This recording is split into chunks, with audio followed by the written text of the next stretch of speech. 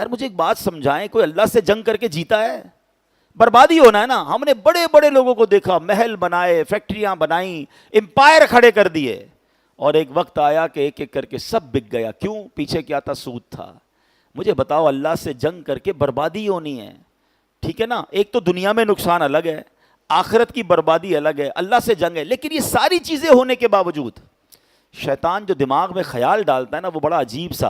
وہ خیال پتہ کیا ہوتا ہے ایکچولی؟ وہ توکل جو ہے نا ہلا ہوا ہے ہمارا, ہم مضبوط تو ہے نہیں. شیطان کہتا ہے یار یہ مولوی صاحب بات تو ٹھیک کر رہے ہیں, مگر سود کے بغیر تو کاروبار ہی ختم ہو جائے گا.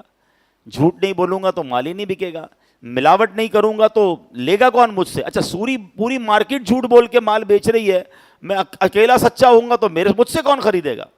تو طرح طرح کے وسوسے دماغ میں شیطان ڈالتا ہے. اب میں آپ سے ایک سوال کرتا ہوں, مجھے ایک بات بتائیے, اگر کوئی یہاں ایسا بیٹھا ہے, اگر کوئی بیٹھا ہے یا مجھے سن رہا ہے لائیو, کہ جو حرام کما رہا ہے, سود سے, رشوت سے, ملاوٹ سے, واٹ ایور, اس کو پیسے مل رہے ہیں, روزی مل رہی ہے, جتنے چاہیے وہ کما رہا ہے نا.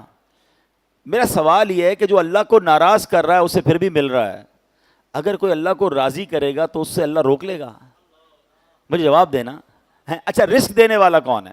سب مل کر جواب دیں. رازق کون ہے؟ یہ ہمارا ایمان ہے نا.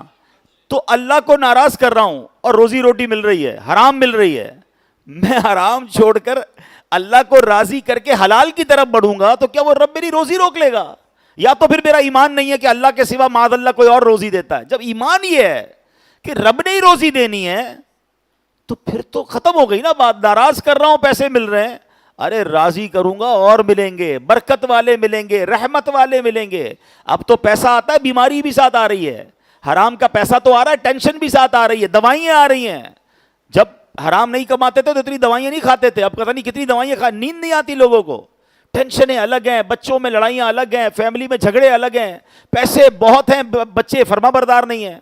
ہم جاتے ہیں لوگوں کے گھروں میں, یار ایسے ایسے مسائل لوگ بتاتے ہیں, حیران ہو جاتے ہیں کہ اربوں روپے ہیں اور بھائی بھائی کے خون کا پیاسا ہے, ایک دوسرے پہ کیس کیے ہوئے ہیں.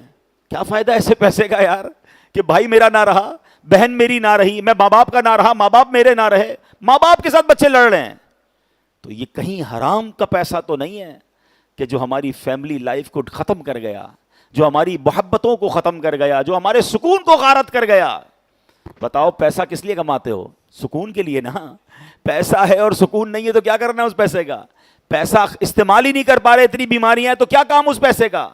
اس سے تو وہ غریب اچھا جو دال روٹی کھا کر سکون کی نیند سوتا ہے, حلال بھی کماتا ہے اور بچے بھی فرما بردار ہیں, حلال کماتا ہے, گھر میں ٹینشن کوئی نہیں ہے, تو وہ زیادہ سکون والا ہے نا.